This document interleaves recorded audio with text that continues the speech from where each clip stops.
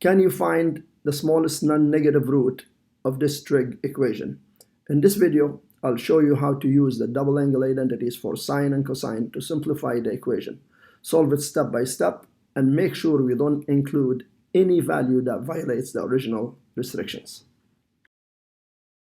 So now what we do, we just change sine 2x to 2 sine x cos x over sine x plus, we change this to 2 cos squared x minus 1 over cos x equals 3. Now our non-permissible values or our restrictions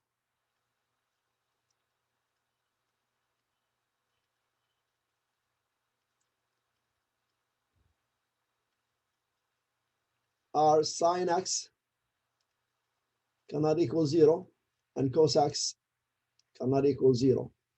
And the reason, because sine x and cos x are on the bottom of the fractions.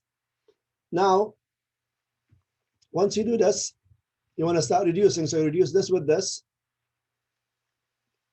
And you're going to get 2 cos x plus, now 2 cos squared x divided by cos x, you're just going to get 2 cos x right here. And negative 1 over cos x, you just keep it as 1 over cos x equals 3. Now I'm just going to collect like terms right here. So we have 4 cos x minus 1 over cos x equals 3. And at this stage, if you want to get rid of the cos x on the bottom right here, you multiply everything here by cos x. So you're going to get 4 cos squared x minus 1 equals 3 cos x. After that, move everything to one side.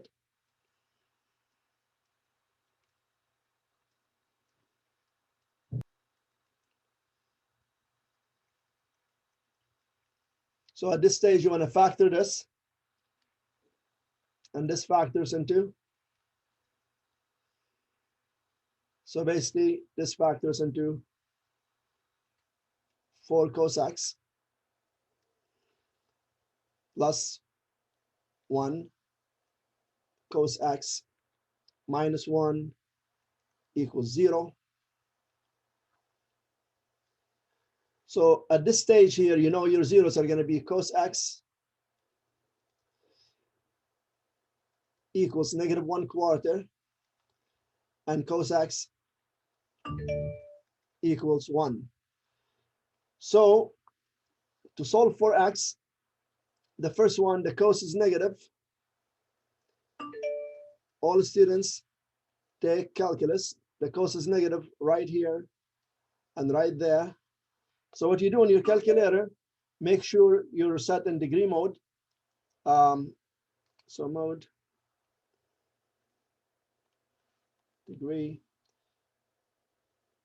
here, second cos, 1/4. And you get a reference angle of, to the nearest degree is 76. 76.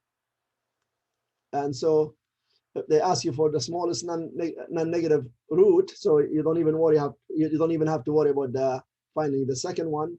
So here x would be, or the angle is 180, because all the way to here is 180, that's 0. You go 180, take away 76 equals 104. Now, how about for cos x equals 1?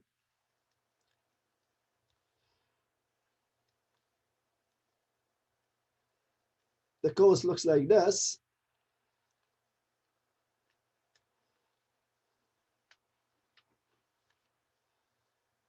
And if you remember, this is 90. This is 180. This is 270. And the maximum is at 360. So x here equals 1. So cos x equals 1 right here. So the angle is x equals 0. So the smallest non-negative root of the equation will be this and not this. So 0 is non-negative. So x equals 0, and this is the choice that you have to choose for this question. And there we have it. By using the double angle identities and carefully applying the restrictions, we are able to find the smallest non-negative solution. Remember, always check the restrictions in the original equation before accepting your answer. If this video helped you, make sure to like, subscribe, and follow Math Rewired for more math made simple.